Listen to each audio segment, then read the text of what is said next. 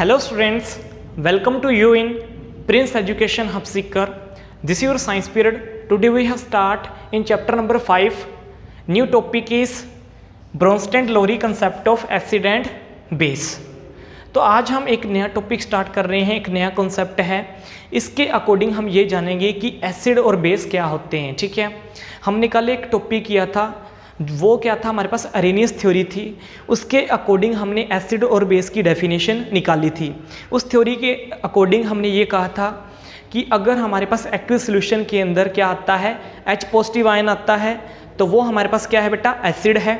अगर वो OH negative ion देता है तो वो क्या है, हमारे पास बेस है. ठीक है, वो जो थ्योरी थी हमारे पास उसकी कुछ लिमिटेशन थी, जिसकी वजह से एक नई थ्योरी डेवलप हुई जिसका नाम क्या था बेटा, Bronsted Lowry concept of acid and base. अब ये जो नई थ्योरी है ये क्या कहती है कि हमारे पास एसिड और बेस की डेफिनेशन क्या होगी. तो इसके अकॉर्डिंग देखेंगे कि एसिड और बेस की डेफिनेशन क्या है. सबसे पहले देखो कि ये जो हमारे पास थ्योरी है ये किसने दी थी. तो डेनिश केमिस्ट जॉन ब्रोंस्टेड ने, और उसके साथ हमारे पास क्या था, इंग्लिश केमिस्ट थॉमस एम लोरी. इन्होंने एक थ्योरी दी थी बेटा, कब दी थी, ठीक है, 1874 और 1936. ठीक है, इनके अकॉर्डिंग इन्होंने ये थ्योरी दी थी. एक तो थे हमारे पास डेनिश, हमारे पास केमिस्ट जॉन ब्रोंस्टेड थे, और दूसरे थे हमारे पास कौन से बेटा, इंग्लिश केमिस्ट थे थॉमस एम लोरी. और उन्होंने अपने नाम पे इस थ्योरी का नाम रखा था ब्रोंस्टेड-लोरी कॉन्सेप्ट. ठीक है, अब इनके अकॉर्डिंग हमारे पास एसिड और बेस की डेफिनेशन क्या है, सुनो ध्यान से. इनके अकॉर्डिंग एसिड क्या है, प्रोटॉन डोनर. मतलब एसिड क्या होते हैं, जो प्रोटॉन को डोनेट करें. ठीक है, मान लो कोई रिएक्शन कर रहे हैं हम, उसके अंदर वो रिएक्शन के अंदर जो सब्सटेंस हमारे पास क्या कर रहा है बेटा, प्रोटॉन को डोनेट कर रहा है. ठीक है, जो हमारे पास प्रोटॉन को डोनेट कर रहा है, जो प्रोटॉन डोनर है, वो हमारे पास क्या होगा, एसिड होगा. और बेस क्या होगा, जो प्रोटॉन को एक्सेप्ट करता है. बस सिंपल सी बात आपने ये याद रख लेनी है कि जो एसिड को क्या करता है बेटा, एसिड क्या होगा, जो प्रोटॉन को डोनेट करता हो, और बेस क्या होगा, जो प्रोटॉन को एक्सेप्ट करता हो. कैसे, ये देखो हमारे पास एक क्या है बेटा, ये हमारे पास क्या है, केमिकल रिएक्शन है, H2O प्लस NH3. ठीक है, अब NH3 ने H2O ने क्या किया, एक H इसको दे दिया, तो ये क्या बन गया, NH4 पॉजिटिव प्लस H2O से एक H कम हो गया तो क्या आ गया, OH नेगेटिव. तो यहाँ पे देखो हमारे पास क्या होगा, इस थ्योरी के अकॉर्डिंग क्या था, जो प्रोटॉन को डोनेट करे. प्रोटॉन को डोनेट किसने किया है, इसने. प्रोटॉन को डोनेट किसने किया बेटा, इसने. तो ये हमारे पास क्या होगा, एसिड होगा. और प्रोटॉन को एक्सेप्ट किसने किया है, इसने. तो ये हमारे पास क्या होगा, बेस होगा. तो अब आपको पता लग गया होगा कि जो हमारे पास प्रोटॉन को क्या कर रहा है बेटा, डोनेट कर रहा है, तो प्रोटॉन को डोनेट किया इसने, तो ये हमारे पास क्या है, एसिड है. और जो प्रोटॉन को एक्सेप्ट करता है वो हमारे पास क्या होता है, बेस होता है. ठीक है, ऐसे कुछ और हम एग्जाम्पल करेंगे. ठीक है, कुछ और केमिकल रिएक्शन करेंगे इसके अंदर और इसको अच्छे से समझेंगे. अब देखो हम कुछ केमिकल रिएक्शन से अच्छे से समझेंगे कि हमारे पास अकॉर्डिंग टू ब्रोंस्टेड-लोरी कंसेप्ट एसिड और बेस हमारे पास क्या होता है. ठीक है, देखो ये HCl है, HCl प्लस H2, इसका क्या बन गया, Cl नेगेटिव और H3O पॉजिटिव. यहाँ पे मेरे को बताओ इन दोनों में से एसिड और बेस कौन है, कोई बता सकता है, इन दोनों में एसिड और बेस कौन है. यहाँ पे देखो HCl था और यहाँ पे क्या आ गया, Cl नेगेटिव.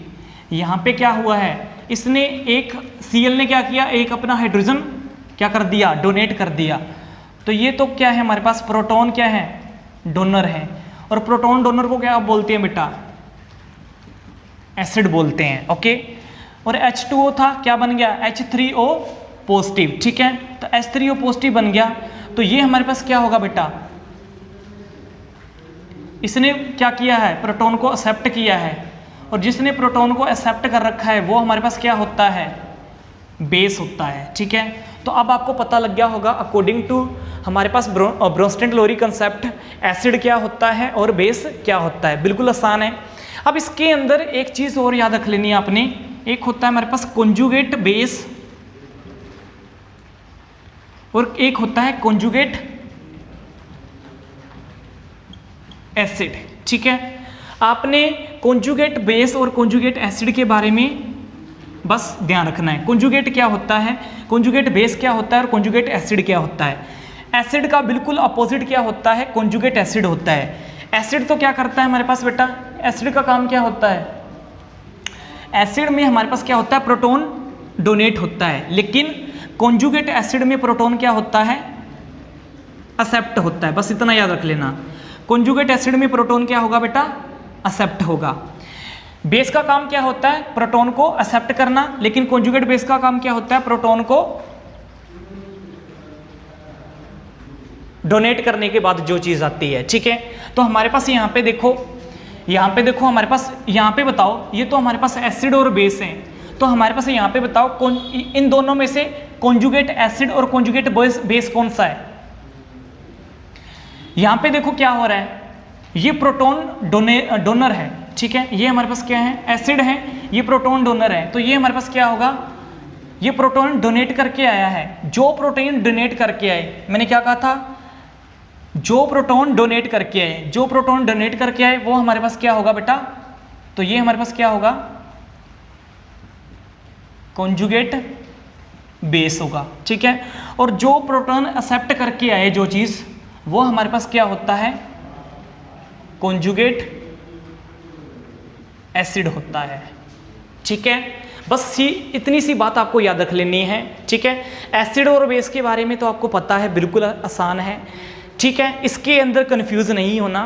कॉन्जुगेट बेस क्या होता है, कॉन्जुगेट बेस वो होता है जो प्रोटीन को डोनेट करने के बाद जो नया मटेरियल हमारे पास बन रहा है। ठीक है, प्रोटीन को डोनेट करने के बाद, तो प्रोटॉन को डोनेट किसने किया था, एसिड ने किया था। प्रोटॉन को डोनेट करने के बाद यहाँ पे क्या था, HCl, और यहाँ पे क्या बच गया, Cl नेगेटिव। जो प्रोटॉन को डोनेट करने पर हमारे पास बचता है पीछे, वो हमारे पास क्या है, कॉन्जुगेट बेस है। ठीक है, और जो प्रोटॉन को एक्सेप्ट करने के बाद जो नया हमारे पास आता है वो क्या होता है, कॉन्जुगेट एसिड होता है। ठीक है, तो बेस के अपोजिट क्या आ गया, कॉन्जुगेट एसिड। ठीक है, तो हमेशा याद रख लेना, एसिड के अपोजिट क्या होगा, कॉन्जुगेट एसिड, और बेस के अपोजिट क्या होगा, कॉन्जुगेट बेस। एक और देखते हैं, उसके अकॉर्डिंग आपको अच्छे से समझ में आ जाएगा। जैसे हमने पीछे अभी किया था, कौन सा, H2O प्लस NH3, इसमें क्या था हमारे पास, ये आ रहा था NH4 positive plus OH negative. इसमें ये बताओ एसिड और बेस कौन है, इन दोनों में से एसिड और बेस कौन है, फिर हम ढूंढेंगे यहाँ पे कॉन्जुगेट एसिड और कॉन्जुगेट बेस को। ठीक है, तो इन दोनों में बताओ एसिड और बेस कौन है। यहाँ पे देखो ये क्या कर रहा है, पहले H2O था तो क्या बच गया, OH नेगेटिव, तो यहाँ पे क्या हो रहा है, प्रोटॉन क्या हो रहा है, डोनेट हो रहा है। प्रोटॉन क्या हो रहा है बेटा, डोनेट हो रहा है। तो प्रोटॉन डोनेट करने वाले को क्या बोलते हैं, एसिड, और जो प्रोटॉन एक्सेप्ट करता है उसको क्या बोलते हैं, जो प्रोटॉन एक्सेप्ट करता है उसको क्या बोलते हैं, बेस। ये तो हमने एसिड और बेस ढूंढ लिया, अब हमने क्या ढूंढना है, कॉन्जुगेट बेस और कॉन्जुगेट एसिड। तो मैंने आपको क्या कहा था, जो हमारे पास क्या आए, ये देखो, जो हमारे पास प्रोटॉन को डोनेट करने के बाद जो चीज़ आती है, प्रोटॉन को डोनेट करने के बाद जो चीज़ आती है वो हमारे पास क्या होता है, कॉन्जुगेट बेस होता है, और जो प्रोटॉन को एक्सेप्ट करने के बाद जो चीज़ आती है वो हमारे पास क्या होता है, कॉन्जुगेट एसिड होता है। एनी डाउट, कोई डाउट नहीं है, तो देखो यहाँ पे, तो ये हमारे पास कॉन्जुगेट एसिड है और ये क्या है, कॉन्जुगेट बेस है। बिल्कुल आसान है हमारे पास। ठीक है, तो ये आपने टर्म में अच्छे से याद कर लेनी है। ठीक है, तो ब्रोंस्टेड-लोरी कंसेप्ट हमारे पास क्या था, ये था। ओके, अब ब्रोंस्टेड-लोरी कंसेप्ट क्यों फेल हुआ, ये भी फेल हो गया था। ठीक है, इसकी कुछ लिमिटेशन थी बेटा, ये सिर्फ हमारे पास वही चीज़ बताता है कि प्रोटॉन को डोनेट करना और प्रोटॉन को एक्सेप्ट करना। ठीक है, और जिसके अंदर हमारे पास क्या ना हो, प्रोटॉन को डोनेट करने वाला चीज़ या प्रोटॉन को एक्सेप्ट करने वाली चीज़ ना हो जिस केमिकल रिएक्शन के अंदर, तो वहाँ पे ये जो हमारे पास थ्योरी है वो फेल हो जाती है। तो मान लो जैसे BF3 है, SO2 है, CO2 है। ठीक है, इन केसेस के अंदर हमारे पास ये क्या होते हैं बेटा, एप्रियोटिक, ये क्या होते हैं हमारे पास, एप्रियोटिक एसिड और बेस। एप्रियोटिक एसिड और बेस मतलब जिनके अंदर प्रोटॉन नहीं होते, जिनके अंदर प्रोटॉन नहीं होते, और जिनके अंदर प्रोटॉन नहीं होंगे तो ये थ्योरी हमारे पास क्या हो जाएगी, फेल हो जाएगी। तो जहाँ पे प्रोटॉन हमारे पास शो ही ना हो कि वो एक्सेप्ट कर रहे हैं या डोनेट कर रहे हैं, तो वहाँ पे ये थ्योरी क्या हो जाती है, फेल हो जाती है। इसलिए हमारे पास एक नई थ्योरी और आई थी, ठीक है, उसके बारे में हम आगे डिस्कस करने वाले हैं। वो क्या है, हमारे पास लुईस कॉन्सेप्ट है, ठीक है। लुईस कॉन्सेप्ट है किसका बेटा, एसिड और बेस का। तो आगे एक नई थ्योरी है जो इलेक्ट्रॉनों के ऊपर बेस है, ठीक है, वो हम आगे डिस्कस करेंगे। नेक्स्ट देखो हमारे पास बेटा, नेक्स्ट जो थ्योरी है हमारे पास वो क्या है, Lewis concept of acid and base. अब लुईस कॉन्सेप्ट के अकॉर्डिंग हमारे पास एसिड और बेस की डेफिनेशन क्या होगी, ओके। उससे पहले देखते हैं कि हमारे पास जो हमने पीछे वाला कॉन्सेप्ट किया है ब्रोंस्टेड लोरी कॉन्सेप्ट, उसकी लिमिटेशन क्या थी ये मैंने आपको बता दी है। उसकी ये लिमिटेशन थी कि हमारे पास उसके अंदर सिर्फ बात हो रही थी कि अगर किसी भी केमिकल रिएक्शन के अंदर अगर हमारे पास प्रोटॉन क्या हो रहा है, डोनेट हो रहा है, या प्रोटॉन क्या हो, एक्सेप्ट हो, वहाँ पे इस तरह की थ्योरी क्या है, सक्सेसफुल है, ठीक है, ब्रोंस्टेड लोरी कॉन्सेप्ट। अगर वहाँ पे मान लो कि इलेक्ट्रॉनों की बात हो रही है, ठीक है, वहाँ पे प्रोटॉन है ही नहीं है, तो वहाँ पे वो कंसेप्ट क्या हो जाएगा बेटा, फेल हो जाएगा, ओके, जहाँ पे प्रोटॉन प्रेजेंट नहीं है। इसलिए मैंने उसको क्या बोला था, एप्रियोटिक एसिड और बेस के लिए जहाँ पे प्रोटॉन प्रेजेंट नहीं होंगे, उस एसिड और बेस के लिए ये प्रॉपर्टी हमारे पास क्या है, ये जो थ्योरी है वो फेल है, ओके। इसलिए एक नई थ्योरी आई थी जिसका नाम क्या था बेटा, Lewis concept of acid and base. अब इस थ्योरी के अकॉर्डिंग क्या था, एसिड क्या है, एसिड वो सब्सटेंस है जो कि एक्सेप्ट करते हैं इलेक्ट्रॉनों के पेयर को। अब यहाँ पे थ्योरी है इलेक्ट्रॉनों के बेस के ऊपर, ठीक है। तो ये थ्योरी क्या कहती है कि एसिड वो सब्सटेंस होंगे जो एक्सेप्ट करेंगे इलेक्ट्रॉनों के पेयर को। इलेक्ट्रॉनों के जो पेयर होते हैं, ठीक है, जोड़े होते हैं, उनको एक्सेप्ट करें तो वो एसिड होंगे। जो इलेक्ट्रॉनों के पेयर को क्या करें बेटा, डोनेट करें, वो हमारे पास क्या होंगे, बेस होंगे, ठीक है।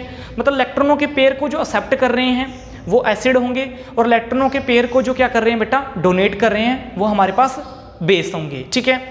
अब ये हमारे पास होता कैसे है, सुनो ध्यान से।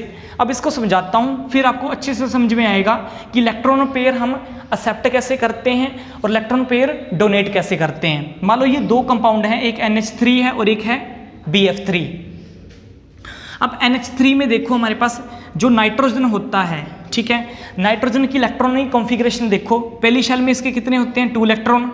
एटॉमिक नंबर कितना होता है नाइट्रोजन का, 7। पहली शेल में 2, दूसरी में 5, यही होता है, ठीक है। तो हमारे पास ये जो नाइट्रोजन है, ठीक है, पहली शेल में 2 इलेक्ट्रॉन फिल हो गए, दूसरी में कितने हो गए, 5। अब इसका ऑक्टेंट कंप्लीट है या नहीं है, इसका ऑक्टेंट कंप्लीट है या नहीं है, यहाँ पे देखो इसका ऑक्टेंट कंप्लीट है। कैसे कंप्लीट है, इसने क्या किया बेटा, नाइट्रोजन ने क्या किया, हाइड्रोजन के कितने हमारे पास क्या हैं, 3 एटम हैं, उनके साथ मिलके, हाइड्रोजन के 3 एटम के साथ मिलके अपना क्या कर लिया, ऑक्टेंट कंप्लीट कर लिया। क्योंकि इसकी आउटर मोस्ट शेल में कितने इलेक्ट्रॉन हैं, 5। 3 इलेक्ट्रॉनों के साथ शेयरिंग किसके साथ करवाई इसने, इसके साथ करवाई, ठीक है। तो टोटल कितने हो गए, 5 और 3 8। तो इसका क्या हो गया बेटा, ऑक्टेंट कंप्लीट हुआ या नहीं हुआ, इसका ऑक्टेंट क्या हो गया, कंप्लीट हुआ, हो गया, ठीक है। अब इसके अंदर देखो, मान लो कि 3 इलेक्ट्रॉनों के साथ ये शेयरिंग करवा रहा है, मान लो कि नाइट्रोजन क्या करवा रहा है, 3 नाइट्रोजन की शेयरिंग करवा रहा है 3 हाइड्रोजन के साथ। तो 3 नाइट्रोजन यहां से हमने ले लिए, तो पीछे कितने बचे, 5 में से 3 गया, 2। 5 में से 3 गया बेटा, हमारे पास कितना बचा, 2। तो इसका मीनिंग हमारे पास अभी भी इसके पास क्या है, 2 इलेक्ट्रॉन क्या है बेटा, एक्स्ट्रा है। 2 इलेक्ट्रॉन क्या है बेटा, एक्स्ट्रा है। अब ये जो 2 इलेक्ट्रॉन इसके पास जो बचे हैं, 2 इलेक्ट्रॉन इसके पास जो बचे हैं, अब ये इलेक्ट्रॉन एक्स्ट्रा है और इन्हीं को क्या बोलते हैं, लोन पेयर ऑफ इलेक्ट्रॉन, ठीक है। इनको क्या बोलते हैं बेटा, लोन पेयर ऑफ इलेक्ट्रॉन। अब ये क्या करे, किसी ना किसी को दे दे ये इलेक्ट्रॉन, ठीक है, किसी ना किसी को दे दे, क्योंकि इसके पास तो ऐसे ही पड़े हैं, फ्री में पड़े हैं, ओके। अब कोई ऐसा ढूंढो जो कि क्या कर सकता है, सिर्फ इलेक्ट्रॉनों को एक्सेप्ट कर सकता है, ठीक है। तो यहाँ पे देखो BF3 का नंबर कितना होता है, ये ब्रोन होता है, ब्रोन का नंबर कितना होता है हमारे पास, एटॉमिक नंबर 5 होता है। पहली शेल में 2 इलेक्ट्रॉन, दूसरी में 3, यही होता है। तो अब इसको अपना ऑक्टेंट कंप्लीट करने के लिए कितने चाहिए, वैसे ऑक्टेंट कहाँ पे कंप्लीट होता है, 8 पे। 3 इसके पास हैं, 3 किसके साथ शेयर कर रहा है, ये जो F है, फ्लोरीन है, ये 3 के साथ शेयर कर रहा है, तो 3 3 टोटल हो गए 6। तो इसका ऑक्टेंट कंप्लीट हुआ या नहीं हुआ? 3 + 3 कितना हो गया? 6। ऑक्टेंट कंप्लीट करने के लिए कितने चाहिए? 8 चाहिए। कितने बच गए पीछे? 2 अभी भी बचे हैं, ठीक है। मतलब 2 अभी भी इसके पास क्या है? 2 इलेक्ट्रॉनों की इसके पास कमी है। अब ये क्या करेगा? 2 इलेक्ट्रॉनों किसी से लेगा, मतलब 2 इलेक्ट्रॉन सिर्फ ले सकता है, क्योंकि ये देगा तो हमारे पास इसका ऑक्टेंट कंप्लीट ही नहीं होगा। तो ऐसा कौन सा हमारे पास सब्सटेंस है, ऐसा कौन सा कंपाउंड है जो अपना 2 इलेक्ट्रॉन दे सकता है और कुछ लेना? तो हमारे पास कौन सा है बेटा? NH3 है, क्योंकि NH3 के पास 2 लोन पेयर ऑफ इलेक्ट्रॉन बचे हुए हैं, ठीक है। 2 लोन पेयर ऑफ इलेक्ट्रॉन क्या हैं? बचे हुए हैं। ये क्या कर देगा? इसको दे देगा, और ये जब आपस में मिलेंगे तो ये क्या होंगे बेटा? कंपाउंड तैयार करेंगे, ठीक है। ये जब दोनों आपस में मिलेंगे तो एक कंपाउंड तैयार होगा, ठीक है। और इनके बीच में बनने वाला बॉन्ड क्या होगा बेटा? कोऑर्डिनेट बॉन्ड, जो कि आपने 9th क्लास के अंदर पढ़ा हुआ है ना कोऑर्डिनेट बॉन्ड के बारे में, ठीक है। तो यहाँ पे हमारे पास क्या हो गया? ये जो NH3 था, इसने क्या किया बेटा? इसके पास क्या थे? इसके पास क्या है? इलेक्ट्रॉनों की कमी है या इलेक्ट्रॉन ज़्यादा हैं? इलेक्ट्रॉन बहुत ज़्यादा हैं इसके पास, लोन पेयर ऑफ इलेक्ट्रॉन है। और जिसके पास क्या होंगे? हमारे पास लोन पेयर ऑफ इलेक्ट्रॉन होंगे, जिसके पास कोई इलेक्ट्रॉनों की कमी ना हो, तो उसको क्या बोलते हैं हम बेटा? देखो यहाँ पे, जिसके पास इलेक्ट्रॉनों की कमी ना हो, ठीक है, जो इलेक्ट्रॉन अपने डोनेट कर सकता है, और उस सब्सटेंस को क्या बोलते हैं बेटा? बेस बोलते हैं। तो base are those substance which donate the electron pair, जो अपने क्या कर सकता है? इलेक्ट्रॉन पेयर दे सकता है, ठीक है। मतलब जिसके पास इलेक्ट्रॉनों की कोई कमी नहीं है, एक्स्ट्रा में पड़े हुए हैं, तो उनको क्या बोलते हैं बेटा? बेसिस बोलते हैं, ठीक है। और यहाँ पे ये क्या होगा? हमारे पास एसिड होगा। क्यों एसिड होगा? क्योंकि एसिड क्या होते हैं? वो सब्सटेंसेस होते हैं जो इलेक्ट्रॉन पेयर को एक्सेप्ट करते हैं। क्यों? क्योंकि इनके पास इलेक्ट्रॉनों की क्या होती है? डेफिशिएंसी होती है। तो ये हमारे पास क्या आ गया? एसिड आ गया, और ये हमारे पास क्या आ गया? बेस आ गया, ठीक है। अब सुनो, लेविस एसिड और लेविस बेस क्यों कहा है? क्योंकि हमारे पास क्या है? लुईस एसिड और लुईस बेस, क्योंकि ये हमारे पास थ्योरी जो है वो किसने दी थी? लुईस ने दी थी। तो इसलिए लुईस एसिड क्या होता है और लुईस बेस क्या होता है? सेम ही चीज़ है, एसिड और बेस।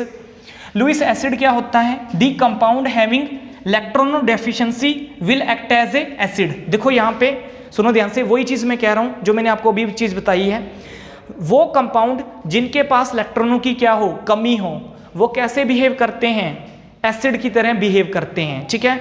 मतलब जिनके पास इलेक्ट्रॉनों की कमी है वो एसिड की तरह बिहेव करते हैं। तो BF3 क्या है? हमारे पास क्या है? एसिड है, क्योंकि इसके पास इलेक्ट्रॉनों की क्या है बेटा? कमी है अपना ऑक्टेंट कंप्लीट करने के लिए। इसके पास भी क्या होगी? इलेक्ट्रॉनों की कमी होगी अपना ऑक्टेंट कंप्लीट करने के लिए, ठीक है। और ये जितने भी पॉजिटिव चार्ज वाले होंगे, इनके पास क्या होंगी बेटा? इलेक्ट्रॉनों की कमी होंगी। और ये सभी के सभी पॉजिटिव चार्ज वाले क्या होंगे? हमारे पास लुईस एसिड होंगे, ओके। लुईस बेस क्या होंगे? सुनो ध्यान से, जिनके पास इलेक्ट्रॉन क्या है? बहुत ज़्यादा हैं, ठीक है। और जिनके पास क्या होंगे बेटा? लोन पेयर ऑफ इलेक्ट्रॉन होंगे, एक्स्ट्रा में इलेक्ट्रॉन होंगे। और इस तरह के कंपाउंड क्या कहते हैं? उनको क्या बोलते हैं? लुईस बेस बोलते हैं। जैसे H2O, इसके पास कितने हैं? 2 ऊपर हैं, 2 नीचे हैं। NH3, 2 lone pair of electron हैं। और जिनका क्या करे बेटा? नेगेटिव चार्ज शो करे। देखो ये देखो, जो नेगेटिव चार्ज शो करते हैं वो हमारे पास क्या होंगे बेटा? लुईस बेस होंगे, ठीक है। तो याद रख लेना, यहाँ पे नेगेटिव वाले क्या होंगे? Lewis base. और लुईस एसिड क्या होंगे? जो पॉजिटिव साइन शो करते हैं। ये दोनों पॉजिटिव साइन शो कर रहे हैं, ये नहीं कर रहे, तो इनको पता करना पड़ेगा। इनका तो आपको सीधा ही पता लग जाएगा। जो पॉजिटिव साइन शो कर रहे हैं वो क्या होते हैं? Lewis acid. और जो नेगेटिव साइन शो कर रहे हैं वो क्या होते हैं? Lewis base. लेकिन इनका आपको निकालना पड़ेगा। और इनका आप निकालोगे कैसे? मैंने आपको अभी बताया था। कैसे निकालोगे? जैसे BF3 का निकाला था, ऐसे मान लो कि इसका निकालते हैं, AlCl3 का। Al का कितना नंबर होता है हमारे पास? एटॉमिक नंबर क्या होता है? देखो यहाँ पे AlCl3। हम कैसे पता करेंगे कि ये लुईस एसिड है? यहाँ पे मैंने आपको बता दिया ये लुईस एसिड है। ये कैसे पता करेंगे लुईस एसिड है? ठीक है, तो क्या करेंगे? एटॉमिक नंबर कितना होता है इसका? 13। पहली शेल में 2 इलेक्ट्रॉन, दूसरी में 8, तीसरी में कितने भर दिए? 3। ठीक है, इसके पास लास्ट शेल में 3 इलेक्ट्रॉन हैं। और ये क्या कर रहा है? 3 के साथ क्या कर रहा है? Cl3 के साथ 3 के साथ शेयरिंग कर रहा है। तो 3 + 3 कितने हो गए? 6। लेकिन इसको अपना ऑक्टेंट कंप्लीट करना है। अभी कितने इलेक्ट्रॉनों की जरूरत है? 2 इलेक्ट्रॉनों की और जरूरत है। तो इसमें क्या है, इलेक्ट्रॉनों की डेफिशिएंसी है, तो इसलिए इसको क्या बोलेंगे, लुईस एसिड। यहाँ पे देखो जैसे H2O है, तो H2O में क्या होता है, हमारे पास हाइड्रोजन है। हाइड्रोजन में क्या होता है हमारे पास, मैंने आपको बताया था हाइड्रोजन का अगर देखा जाए तो हाइड्रोजन का एटॉमिक नंबर क्या होता है, 1 होता है। पहली शेल में कितने होते हैं, 2, तो इसके पास तो पहले से एक्स्ट्रा बोथ हैं, ठीक है, तो इसलिए यहाँ पे क्या आ गया, 2 लोन पेयर ऑफ इलेक्ट्रॉन आ गए। ओके, तो आपको ये कॉन्सेप्ट समझ में आया होगा कि हमारे पास लुईस कॉन्सेप्ट ऑफ एसिड और बेस क्या है। सुनो ध्यान से, एसिड किसको कहेंगे, इसके अंदर जो हमारे पास इलेक्ट्रॉनों के पेयर को एक्सेप्ट करता है, जो इलेक्ट्रॉनों के पेयर को एक्सेप्ट करता है, जिनके पास कमी किसकी है, इलेक्ट्रॉनों की, और जो इलेक्ट्रॉनों के पेयर को एक्सेप्ट करता है वो एसिड है। बेस क्या है, जो इलेक्ट्रॉनों के पेयर को डोनेट करता है, जिसके पास बहुत ज़्यादा इलेक्ट्रॉन है, जो इलेक्ट्रॉनों के पेयर को डोनेट करता है वो हमारे पास क्या है, बेस है। हमने कैसे जाना, इसकी हेल्प से मैंने आपको बता दिया कि NH3 इसका नंबर कितना होता है, पहली शेल में 2 इलेक्ट्रॉन फिर 5, ठीक है, तो ये क्या कर रहा है बेटा, 3 के साथ शेयरिंग करवा रहा है, तो इसका ऑक्टेंट तो वैसे ही कंप्लीट है, लेकिन इसके पास 2 एक्स्ट्रा में इलेक्ट्रॉन हैं, तो इसलिए इसको क्या बोलेंगे, लुईस बेस बोलेंगे। इसके पास इलेक्ट्रॉनों की कमी है, तो इसको क्या बोलेंगे, लुईस एसिड। ओके, तो लुईस एसिड का पता लग गया और लुईस बेस का पता लग गया।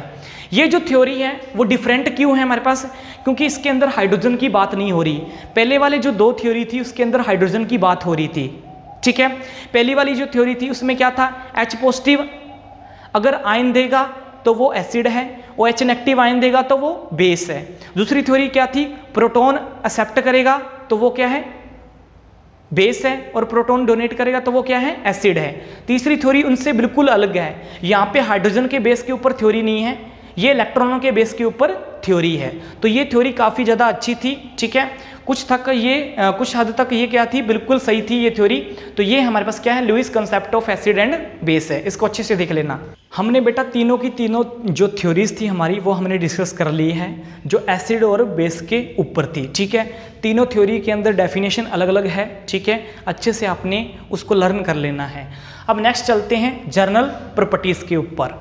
जर्नल प्रॉपर्टीज़ क्या है हमारे पास, ठीक है, तो देखो हमारे पास जर्नल प्रॉपर्टीज़ क्या है, acids change blue litmus into red, ये हमने पहले डिस्कस कर लिया था ये प्रॉपर्टीज़, कि एसिड को अगर आपने पहचानना है तो कैसे पहचानोगे कि वो ब्लू लिटमस को रेड में चेंज करता है, और बेस हमारे पास रेड लिटमस को ब्लू में चेंज करता है। ओके, सेकेंड हमारे पास क्या होता है कि जो एसिड है हमारे पास, जब वो रिएक्ट करता है किसी मेटल के साथ तो हमेशा वो क्या देता है, हाइड्रोजन गैस देता है। ओके, मान लो कोई एसिड है वो मेटल के साथ रिएक्ट कर रहा है, तो वो हमारे पास क्या बनाएगा बेटा, साल्ट बनाएगा प्लस हाइड्रोजन गैस बाहर निकालेगा।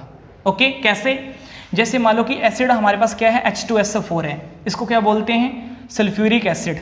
मेटल हमारे पास क्या है, जिंक है, तो जिंक का क्या बन गया, ZnSO4, और हाइड्रोजन हमारा क्या निकल गया बेटा, बाहर निकल गया। ये एरो क्या शो कर रहा है कि हमारा हाइड्रोजन क्या हो रहा है बेटा, बाहर निकल रहा है, ठीक है। तो जब एसिड ने मेटल के साथ रिएक्ट किया तो क्या बनाया बेटा, हाइड्रोजन गैस को बाहर निकाला, ठीक है। तो जब भी एसिड हमारा रिएक्ट करेगा मेटल के साथ तो वो क्या देगा बेटा, हाइड्रोजन गैस देगा।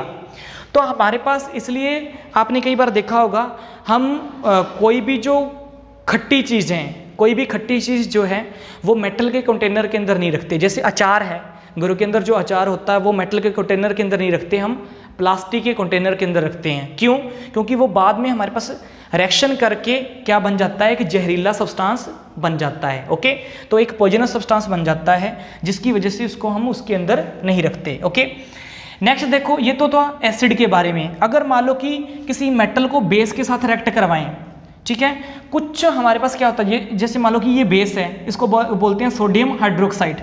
इसने मेटल के साथ रिएक्ट किया तो क्या बन गया, इसका सोडियम जिंकेट बन गया, प्लस इसने क्या निकाला, हाइड्रोजन गैस बाहर निकाली। तो इसका मीनिंग सारे के सारे जो बेस हैं वो मेटल के साथ रिएक्ट करेंगे तो क्या हाइड्रोजन गैस बाहर निकालेंगे, नहीं।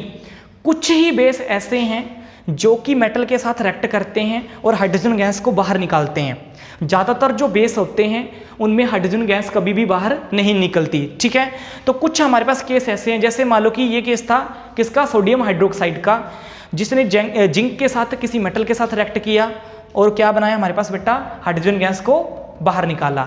ऐसे कुछ ही केस हैं, लेकिन एसिड में जनरली यही होता है कि एसिड जब रिएक्ट करता है मेटल के साथ तो वो क्या बनाता है बेटा, हाइड्रोजन गैस बाहर निकालता है। ओके, तो ये कुछ प्रॉपर्टीज हैं, ये आपने लर्न करना है। कुछ और प्रॉपर्टीज आगे हम डिस्कस करते हैं। नेक्स्ट प्रॉपर्टीज देखो, हमारे पास थर्ड प्रॉपर्टी है बेटा, वो क्या कह रहे हैं, metal oxide on treating acid from salt and water. देखो यहाँ पे क्या है, सुनो ध्यान से, कि वो कह रहा है कि मेटल ऑक्साइड जो है जब वो एसिड के साथ क्या करता है, रिएक्ट करता है, तो वो क्या बनाता है, साल्ट प्लस वाटर। ठीक है, कि मेटल ऑक्साइड एसिड के साथ रिएक्ट करके क्या बनाता है, salt plus water.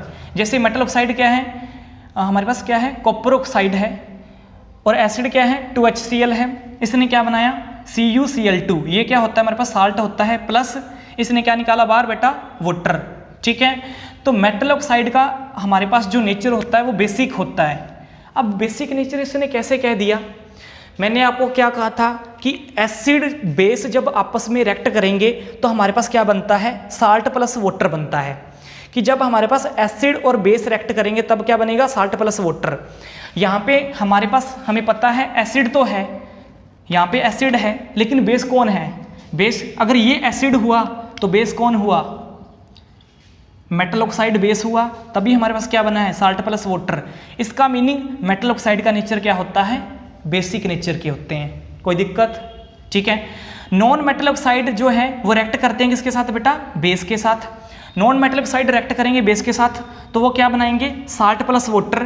Non metal oxide कौन से होते हैं, CO2, बेस क्या है, CaOH2। ठीक है, तो इसने क्या बना दिया, CaCO3 प्लस H2O। ओके, ये कंपाउंड तैयार कर दिया।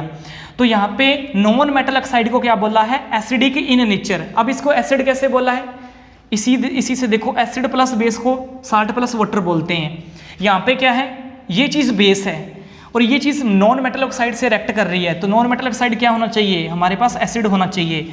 एसिड प्लस बेस जब रिएक्ट करेंगे तभी हमारे पास क्या बनेगा, साल्ट प्लस वाटर। अगर ये बेस है तो ये क्या होगा, एसिड। तो इसलिए नॉन मेटल ऑक्साइड क्या होता है, एसिडिक इन नेचर होता है। ठीक है, सिर्फ आपको ये इक्वेशन याद रहनी चाहिए। हम ये बता सकते हैं कि मेटल ऑक्साइड बेस होता है और नॉन मेटल ऑक्साइड क्या होता है, एसिड होता है। ओके, तो ये थर्ड प्रॉपर्टी थी। ऐसे दो और प्रॉपर्टीज बची हैं।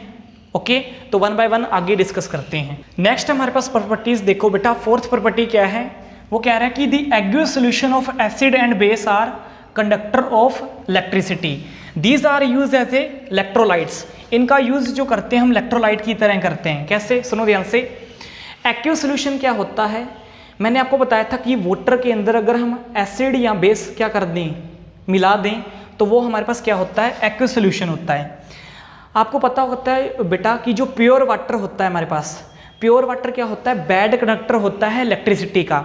अगर प्योर वाटर के अंदर मैं कुछ ड्रॉप डाल दूं किसकी, एसिड या बेस की, तो वो क्या होता है बेटा, एक्वियस सॉल्यूशन बन जाता है और वो हमारे पास क्या होता है, गुड कंडक्टर होता है किसका, इलेक्ट्रिसिटी का।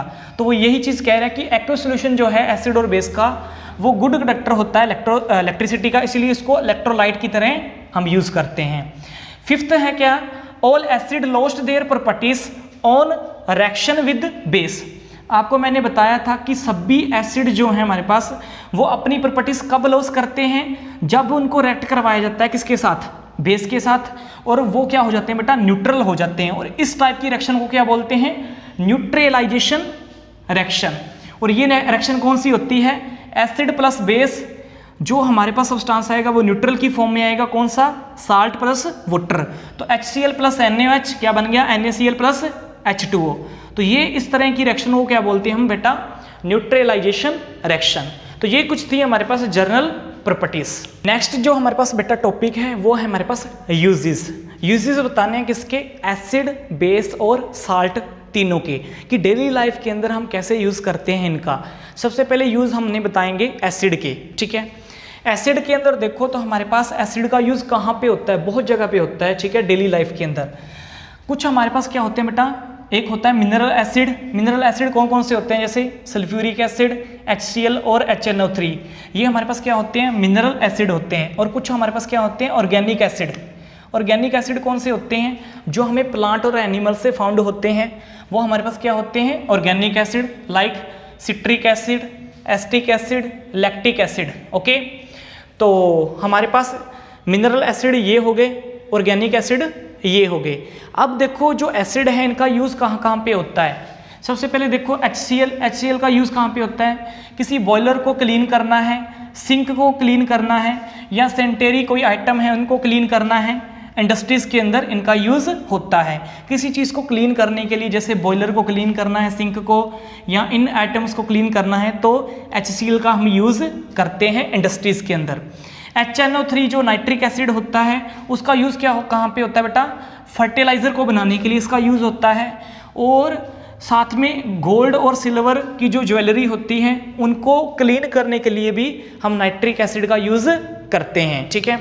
उसके बाद देखो एक हमारे पास प्रोडक्ट होता है एक्वा रिजिया। कई बार पूछ लेते हैं एक्वा रिजिया क्या होता है। एक्वा रिजिया हमारे पास क्या होता है, एक ऐसा कंपाउंड होता है जो किससे मिलकर बनता है, HNO3 और HCl दोनों से मिलकर बनता है। HNO3 का तो एक पार्ट इसके अंदर होता है और HCl की कितनी रेशो होती है, 3, तो 1/3 रेशो के अंदर ये होता है, ओके। और इसका जो इन दोनों को मिला के जो हमारे पास एक्वा रिजिया एक कंपाउंड बनता है उसका यूज़ कहाँ पे होता है बेटा, गोल्ड के अंदर होता है। गोल्ड उसके अंदर अच्छे से डिसॉल्व हो जाता है इस तरह के सोल्यूशन के अंदर।